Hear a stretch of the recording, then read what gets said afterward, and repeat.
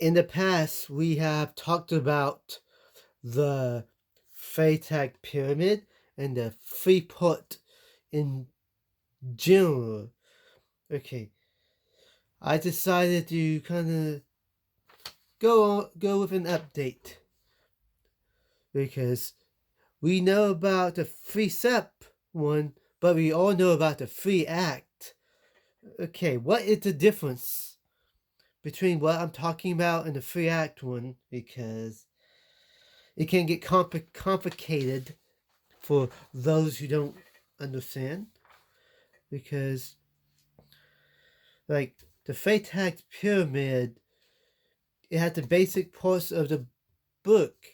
Yes, but if you think about it, it also has the exposition, the conflict, resolution.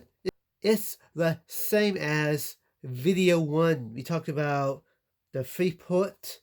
So Freytag pyramid is the free part two because 1, 2, 3. I think the 3.1 Freytag pyramid, they build on one another. But there are other ones on the internet that are easier to understand.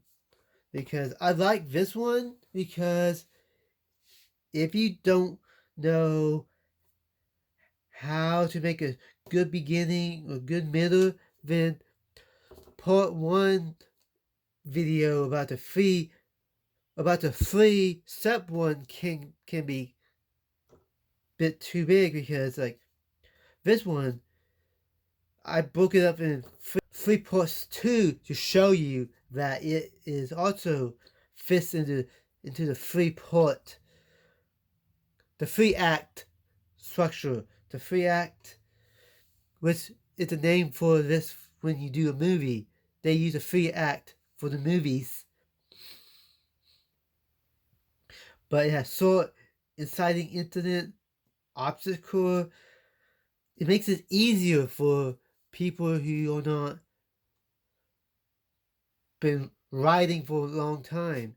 It breaks it up. So I support this too. But you see, climax. This is different. Because this one also goes into this, which what I was talking about. The free act one, the free part one has the same structure to it. The only difference is the climax is moved here from number 2 to here. Remember when I talk about the climax, I talked about how it can be going a different way, new information.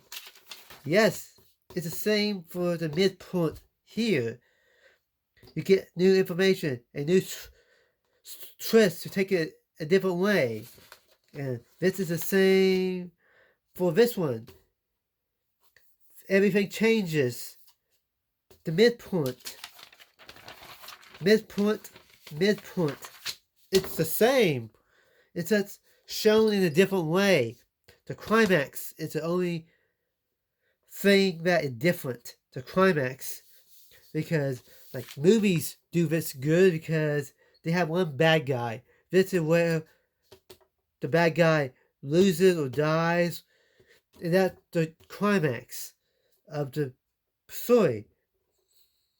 Because the main problem, the main conflict that begins here is over. The inciting incident question, the problem is answered at the climax. Kind of like how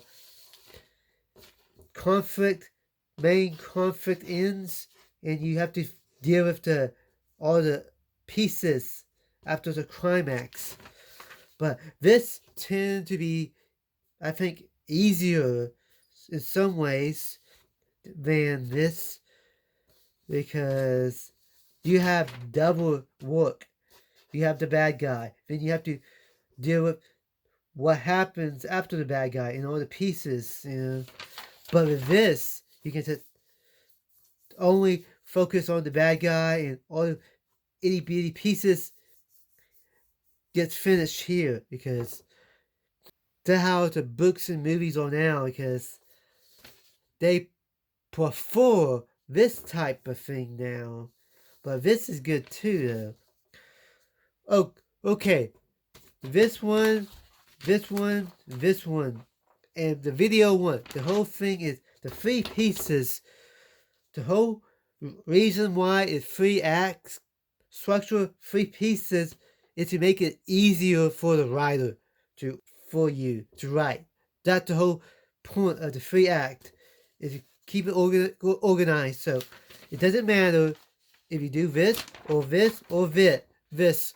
It is 3 act no matter what you do. So which one is easy for you is the one that you do. I hope that helped.